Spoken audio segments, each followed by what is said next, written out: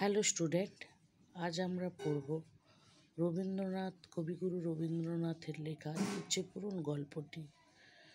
গল্পটি শুরু করার আগে তোমাদের কাছে আমার অনুরোধ, চ্যানেলটি সাবস্ক্রাইব করো ও ভালো লাগলে একটা লাইক দিও। তাহলে গল্পটা শুরু করছি।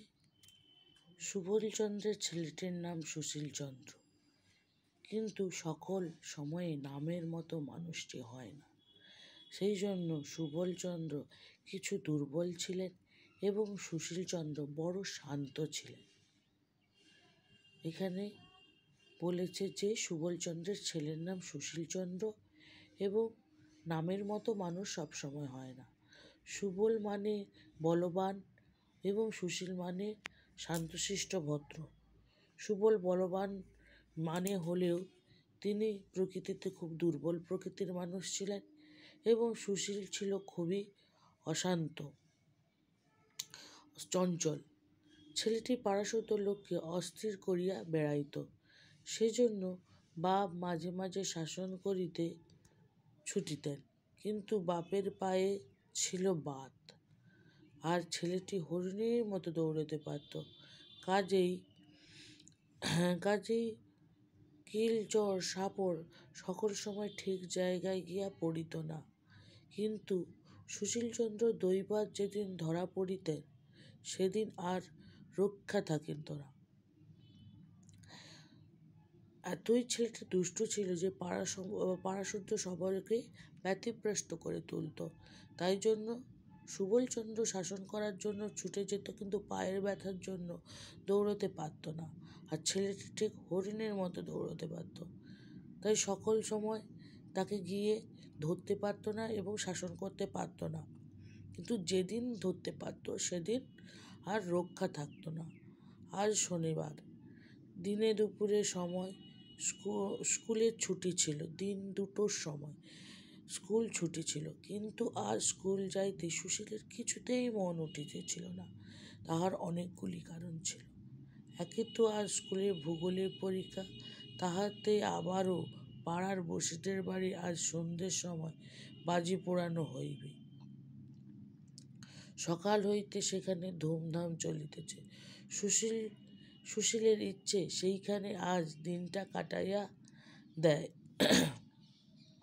শনিবার দুটোর সময় ছুটি হলেও সুশীল স্কুলে যেতে চাচ্ছে না, কারণ আজকে তার স্কুলে ভূগোলের পরীক্ষা ছিল এবং বসেদের বাড়িতে সন্ধেবেলা বাজি পোড়ানো হবে, তার জন্য সারাদিন ধরে ধুমধাম চলছে।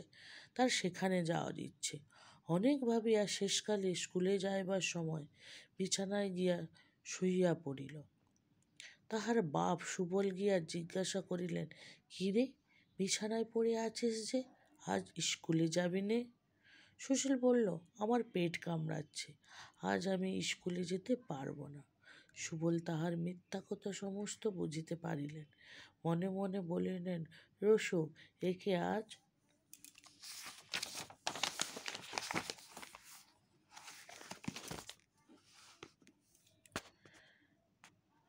আজ জব্দ করতে হবে। এই বলিয়া কহিলেন, পেট কামড়াচ্ছে?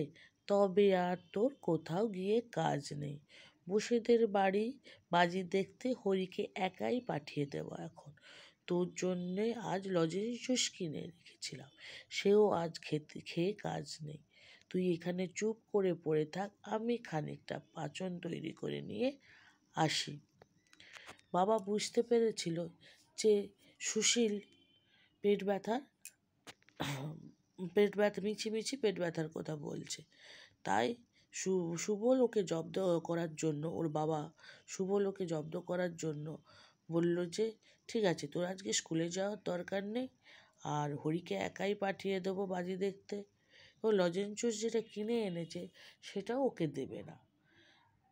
এখন ওর জন্য কি করবে, পাচন তৈরি করে নিয়ে আসবে। পাচন মানে কি? পাচন হচ্ছে গাছগাছড়া দিয়ে তৈরি একটি তরল জাতীয়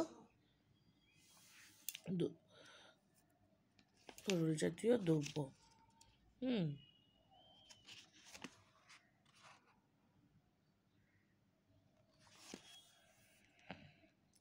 এই বলিয়া তাহার ঘরে শিকল দিয়া সুবলচন্দ্র খুব তেতো পাচন তৈরি করিয়া আনিলেন।